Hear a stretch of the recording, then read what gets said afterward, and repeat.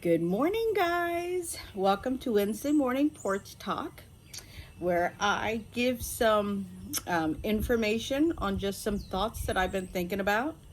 And this morning I woke up and I scrolled through my phone, was looking at the news, and I come across this new bill that Nancy and Chuck is supposed to be or is trying to get passed, and it's the HR1 for the People Act, and it's basically trying to revamp how our voting system works. You guys remember November was total debacle. There was voting fraud. There wasn't voter fraud. Several years ago, during the 2016 election, we spent 3 years and I don't know how many millions of dollars with trying to prove that Russia was in with dabbling in our elections, right, guys? And so the Democrats have decided to come up with a great plan. It's called For the People Act. So I'm just going to stop right there, right? Anytime you have something titled For the People, that should give it away. They're not really for the people, right, guys? I just seriously just have to laugh every time I hear the name of it, For the People. It's like, yeah, okay. Anyways, and some of the key points in this bill has me very concerned, extremely concerned.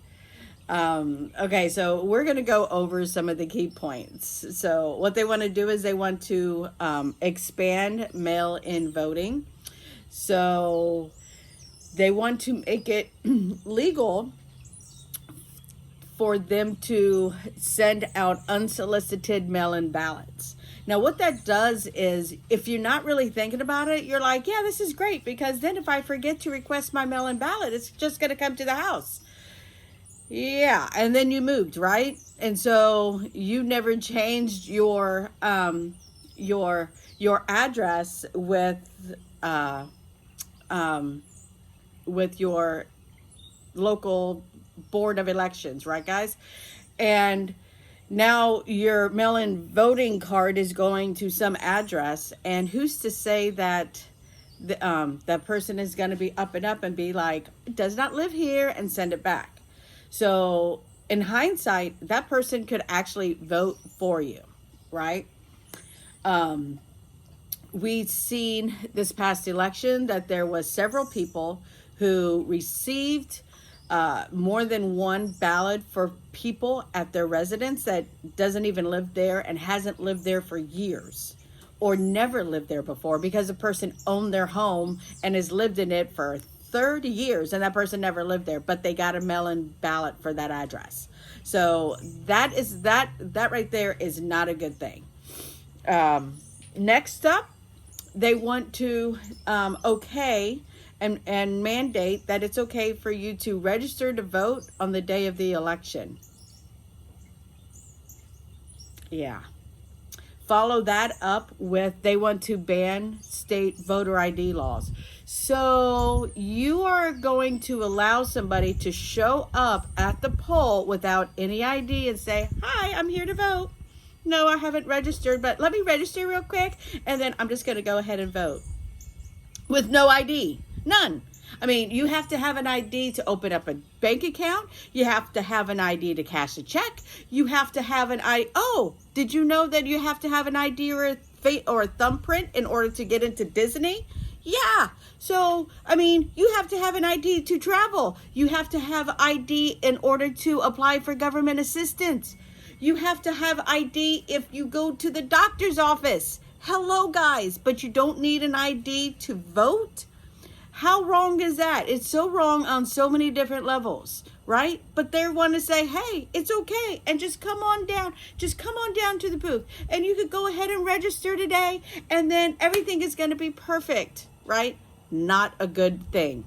Not at all. Also, they're like, not only can you register the same day without an ID, we're not even going to check to see if you're registered in another state. Now, when I moved to Florida, the first of the first election cycle that I was there, which was 2006, I was not eligible to vote because I did not register in time in Florida, and the paperwork did not get to Maryland in time because I was registered in Maryland in time in order for it to be switched. So I could not vote that first go around in 2006, which was primaries, but still. So but they want to abolish all that. So you could be, quote unquote, registered in several different states. So if you live in an area where you have access to like 3 or 4 different states, check this out. You could literally, and like if you live in, we'll say Maryland, right? You could literally have friends in DC, and we're going to get to that. So you can have friends in DC, Virginia, you live in Maryland and Delaware and Pennsylvania. So 5 different places that you can have friends, and you could say, oh, this is my house. This is where I live. And then on the day of the election, go to a polling place for each of those addresses and vote. So now you cast 5 votes. And I say DC because they want to enable DC in order to vote. Well, DC is not a state. It is just a capital. It is like, it's a city. It's a capital. It's not a state. So they want to allow those residents to vote. And the reason being is because they are strongly Democratic. I mean, it's like, I think it's like 90% of DC is residents of DC are Democrats. So of course they want DC to have a right to vote because it's 90% Democrat. Well, that's not how our founding fathers had set this up. Remember, our founding fathers had set up that each state makes their own voting laws because in some states are different than others. I mean, so you have a populace of California versus the populace of, say, South Dakota. I mean, so of course they're going to have different laws in order to vote because South Dakota is so a rural area, right, guys? So anyways, they're trying to change that as well. All right, so moving on. You guys like paying taxes, right? I mean, we already get to pay taxes on things that we don't even approve of. Yeah. Oh, and this is great. This is great. Not only does my tax dollar go to programs that I find is really messed up, but they want to be able to match small donations 6 to 1. So if somebody donates $200 of their hard-earned money to the Democratic presidential campaign, then they're going to take $1,200 of our taxpayer dollars to match it. How you like that one? You know, when you fill out for I think it's your taxes, and they're like, oh, would you like to donate to this or donate to that, or you go and get your driver's license? Would you like to donate to $1 to the presidential campaign? Yeah. So not only listen to this, guys. Oh, this is really good. So not only are they going to match your small donation 6 to 1, they want to make it to where those candidates are able to take a paycheck off of your donations. Yes.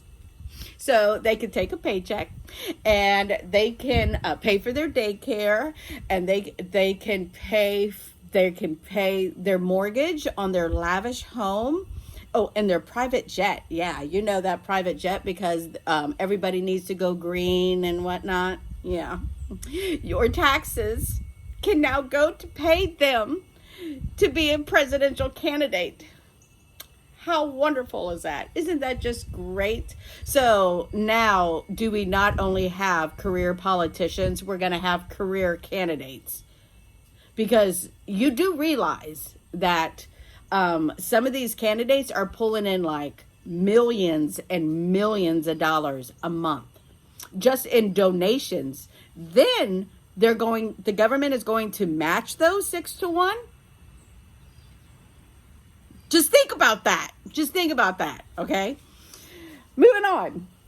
And so if you are a small nonprofit organization and you don't agree with this, and you're kind of publicly outspoken about how you don't agree with some of the things that's going on in the administration. Remember when the IRS was targeting Christian businesses back in the Obama administration? They're going to make that legal. Yeah, because you're a nonprofit, you can't have any opinion of what goes on in politics anymore. Sorry, guys. Yeah, and I don't know if any of you have ever had the IRS crawl up your bum. Well, it's not any fun. Oh, and I didn't, fun, bum, kind of rhymes. Anyways, moving on. So, felons. Yes, felons can vote. Yes, they want to make it to where felons can vote now. Yeah.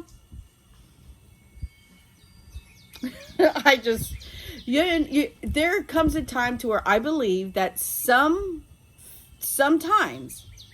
it is if the person has done their time completely, and I'm not talking about, I got paroled. No, you've done your time, right? If your time was 50 years and you get out and you've done all 50 years, if you committed a crime and they're like, we're going to let you go free because of COVID, here, go down, today's election day. So we're going to let you out. Go down and register to vote because you can. You don't even have to show ID. It'll be fine. And then on top of that, they want 16-year-olds to vote. They just started driving. Right, guys? Just started driving. You can't even join the military until you're 18 because, well, you don't have enough brains, right? So you can't even join the military until you're 18. Oh, that's right. Guys, you can't even smoke a cigarette until you're 21. You know why? Because you don't have enough brains to make the decision of whether or not you want to be addicted to nicotine. So you can't buy any tobacco products until you're 21. But come on down to the to your local election booth.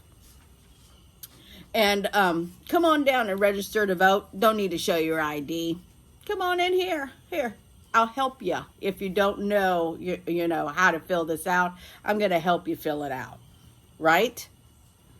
Try and sit a run-of-the-mill average 16-year-old down and say, here's your paperwork for the doctor's office. Go ahead and fill it out. They look at that and they're like, I don't know what's going on. Mom, what do I check for this? When did I have my last period? You're a dude. Really? You're not supposed to fill that part out anyway. But you're going to let them vote. Just saying. All right. So, now, because each state is different, and each state, because our founding fathers had decided that the government should not be in charge of everything because states are different. It's kind of like individuals are different and unique, so are states, right? So our founding fathers have decided that, hey, look, we're going to give each state its own right to make their own voting laws and how things are done in that state. Well, they want to take that away and give it all back to DC, and DC be in charge of it, and DC will mandate on how things are done and how things are run, because, well, we need just bigger government, right? Because our states are incapable of handling things on their own. It's kind of like how we feel about our 17-year-old, 18-year-old, 19-year-old kids. They're not capable of handling things on their own. They're not capable of making the decision on whether or not they want to get addicted to cigarettes or whether they want to drink a beer. But they could go ahead and fight in a war and die. They can make that decision, but they can't make the cognitive decision on smoking a cigarette. Kind of like states. I mean, the states can run day-to-day operations, but they can't make these major decisions on elections. All right. So, we talked about the unsolicited mail-in ballots, how they just want to just send it all out. Just send out these ballots to houses, and you can just go ahead and mark. I mean, you don't even have to have your own ballot, right? Because they're not really checking to double check, because there's no ID. You don't need an ID in order to vote. So if you don't need an ID in order to vote, how are they going to double check to see if that was you who really voted? Right? And because of that, they're going to say, hey, look, we can go ahead and just put the ballot boxes right next to the mailbox, where you could just like drop your mail in, just drop that ballot right in this box, and no one's going to be watching it.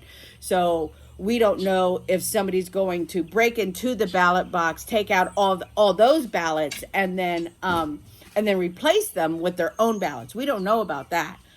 But I mean, just drop it off here, and somebody's gonna get it. Somebody's gonna get your ballot. We don't know who, but somebody will get your ballot.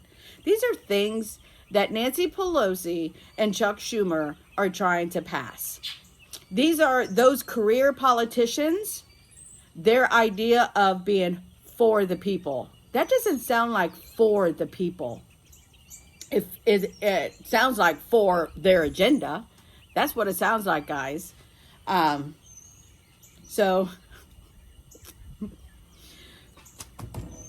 I think this whole screaming voter fraud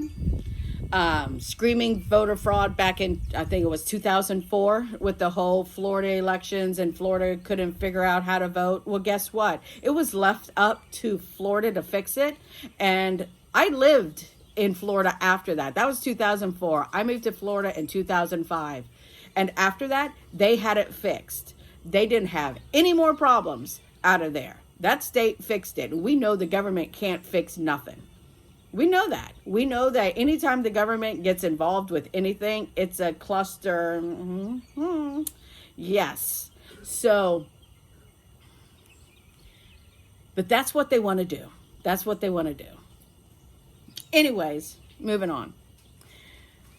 Because it looks like our 2022 and 2024 elections are probably going to be pretty messed up, I think that you're going to see a lot of angry people that's going to be voicing their opinions rather loudly in form of demonstrations and riots and whatnot.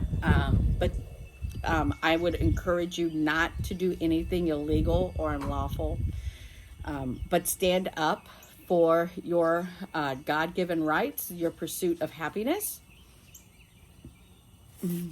And guys, because it's going to get pretty interesting, I would highly encourage you to get your beans, bullets, and Band-Aids. And what I mean by that is you want to have food on hand.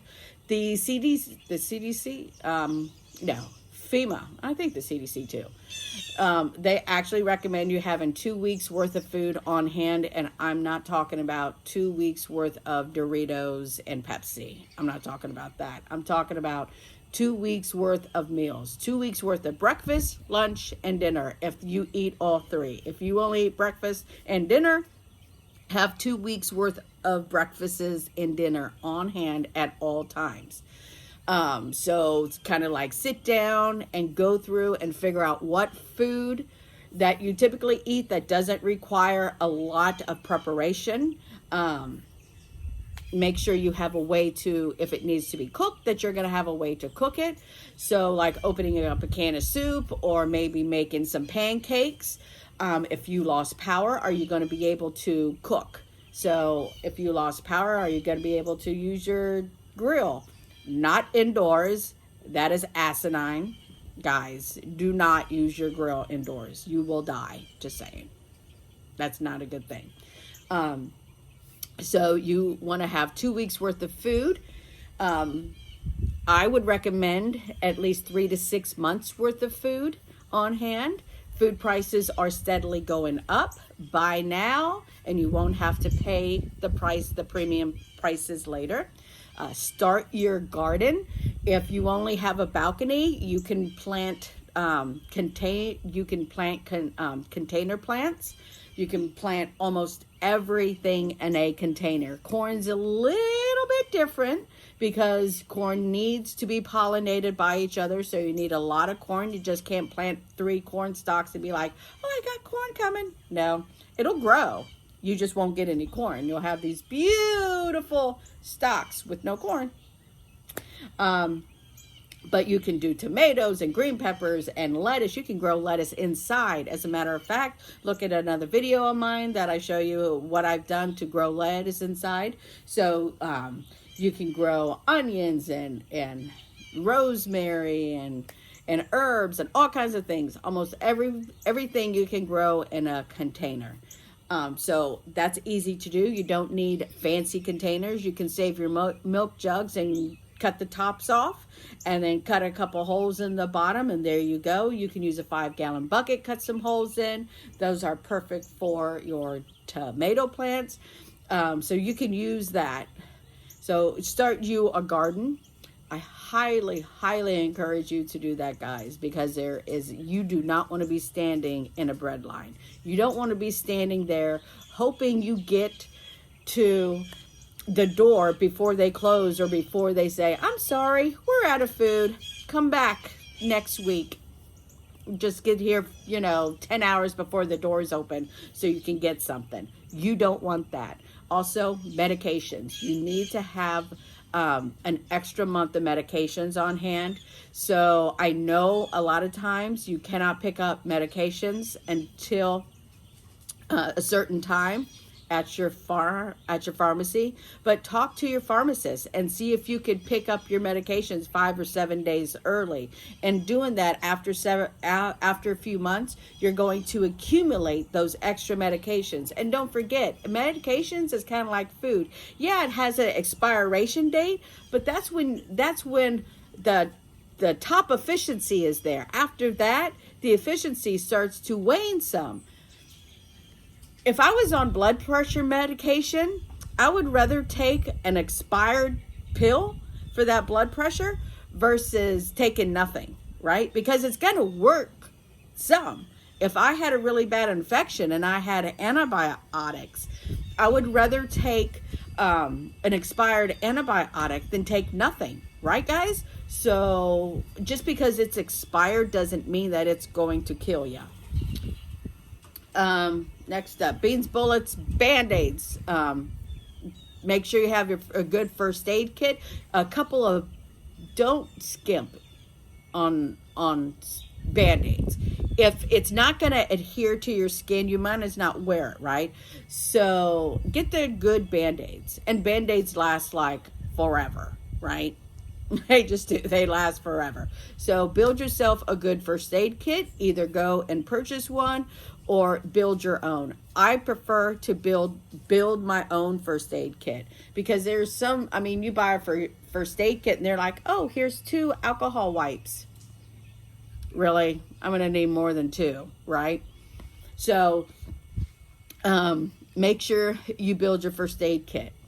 You need a way to protect yourself because 911 isn't always going to be there. And you can call them. They'll be like, okay, they'll be en route in 20 minutes because they're dealing with a murder across town or something, right? So so many, especially if you live in a large city that's democratically ran. They're trying to defund the police. You see police are walking off the job. They're retiring early because they don't want to deal with it. So you're going to need a way to protect yourself. So make sure that you get something, whether it's a can of mace, a baseball bat, or a boomstick. So and make sure you have plenty of freedom seeds. If you like to support my channel, I make these neat. They are 8 inches by 4 inches. These are family cloths, reusable toilet paper, personal wipes. So these neat little cloths, you can use them for number 1, you can use them for number 2, you can store them in your bug out bag, you can store them in your RV. They're great if you go hiking. A couple weeks ago, I went to a state park and I had to use the bathroom, and lo and behold, there was no toilet paper. So I had mine. I didn't have to worry. I had mine. So I sell them in packs of 12, so you get a dozen for $10. The Etsy link, I haven't figured out how to post on Etsy yet, even though I have it. But my PayPal is down there, so it's $10 per pack, $4 for shipping. But I also have a eBay, and I'll post the link down below for eBay as well if you want to get yourself a couple of these packs. So anyways, guys, this is just something for you guys to think about. I mean, we all want to have free and fair elections. We want everybody who is registered to vote, who is legally registered to vote, to have one vote. But we don't need them putting all these different mandates in there. Look, if I have to have an ID to get on a plane to fly across the country, I should have to show it to vote. I mean, as a matter of fact, you go and you buy alcohol at Walgreens. You have to show your ID even if you're like 80 years old. And not only do you show your ID, but they scan your ID for alcohol and tobacco. So I have to have ID in order to purchase alcohol and tobacco at Walgreens and several other different stores. But I don't have to have ID to vote. And the government is the one that makes all the laws. The government is the one that is taking control of my life, right? Or trying to, at least.